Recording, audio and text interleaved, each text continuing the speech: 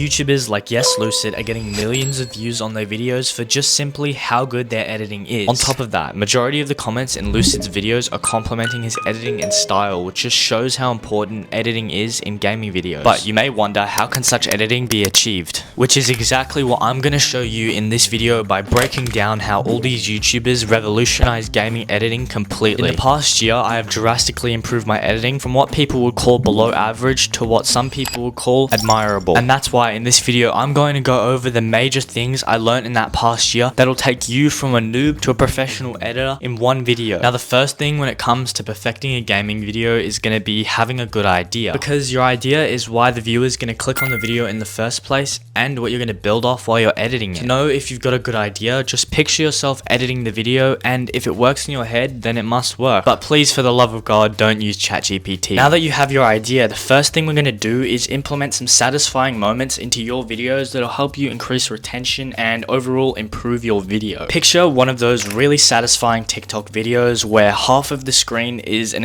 entertaining movie and the other half is a satisfying clip. Those videos are so addicting and so satisfying because you get the entertainment from the movie and the satisfaction from the satisfying clip. You can implement this in a similar way into your gaming videos or just videos in general by adding satisfaction to storytelling moments. So for example, in a lot of gaming videos, specifically Minecraft ones, when the YouTuber is gaining resources, they cut a lot of short clips into a little montage to show them gathering it. They also add music to make it even more satisfying, where each beat has a cut on its own. Here is an example of it being used.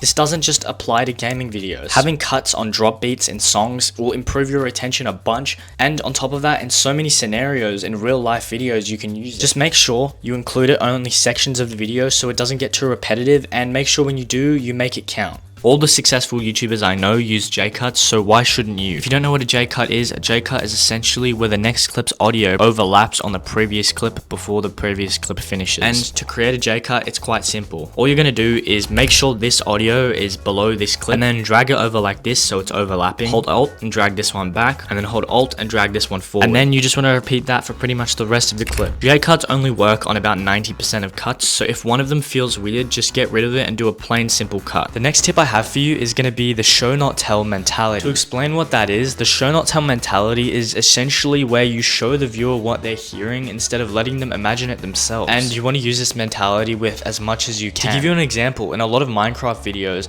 instead of telling you how they're going to craft something and then doing it later on, they put an animation up on the screen showing the crafting table and everything they're going to need for it to show you what they're going to do, instead of letting you just imagine everything by itself. Instead of saying, I need 2,000 diamonds in Minecraft, have a diamond pop up on the screen with the number 2000 next to it to show the viewer what 2000 diamonds looks like. Doing this will make sure your video is so much more entertaining, and it will make sure the viewer is up to scratch with everything in the video. And it's just an easy way to improve your storytelling and overall improve your editing. Now that you know about the show not tell mentality, you've probably started to implement images and visual effects into your videos more often. But without realism, you can't capitalize and make it as satisfying and entertaining as possible. What realism is essentially making everything you edit seem or feel as real as possible. So for example, if I add an explosion right here, that wasn't very realistic because you know there's not actually an explosion there. The same goes for every single video effect you do. There are certain things you can do to make it seem more realistic. One of the main things you can do is adding a drop shadow to your image to make it look a bit more 3D and immersive. It's a small difference, but it makes a lot of difference. Another thing is keeping something in motion or moving. It doesn't matter if it's going across the screen, onto the screen, off the screen. As long as it's in motion, it will be a lot more realistic than if it was stood still. You look outside, the leaves are moving, the grass is moving, nothing's actually completely still, because if everything was still, everything would just feel super awkward and plain. My biggest tip to fix that, if you want your image to be on the screen without moving, is just add a simple handheld shake. I went over handheld shakes in another one of my videos, but it's pretty much just a really small shake that keeps it moving just enough to make it feel alive. But besides hearing all this, the only thing you can do to improve your realism is using your video editing knowledge to look at your edits and think, how can I make make this more realistic. So you've got the right mentality, you've made all your effects realistic. Now the problem with a lot of editors is once they learnt that much, they over edit their videos and they don't know how to contrast their effects, which is essentially making sure you have sections of the video that are edited heavily, sections that are edited lightly, and sections that have no editing at all. Spot which ones need which section is essentially just by going off how important what they're saying is. If you have a movie that's about fighting and wars,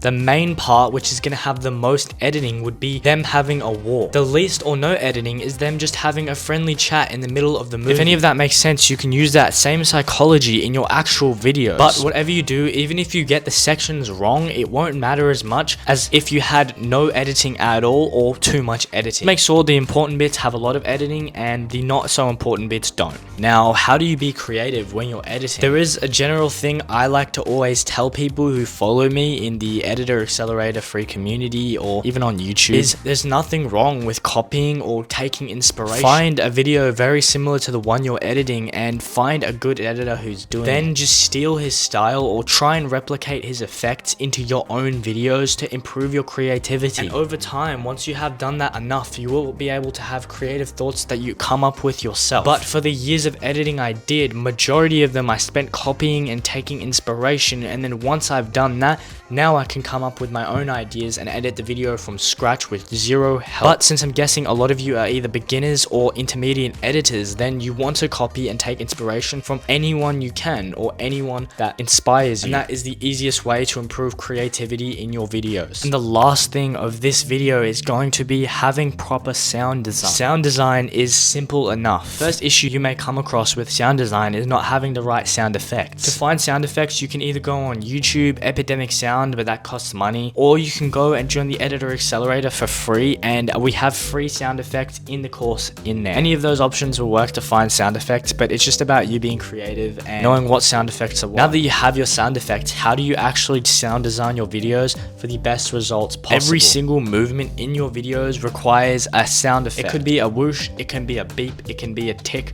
it can be anything. Play around and include different effects and see what works with which movements. A rule to go by that you should always keep is the fastest part of the animation or movement should be synced with the loudest or the most high pitch or fastest part of the sound effect. Now, besides that, I have to conclude this video. Make sure you subscribe and like to the channel. I'll see you guys in the next video.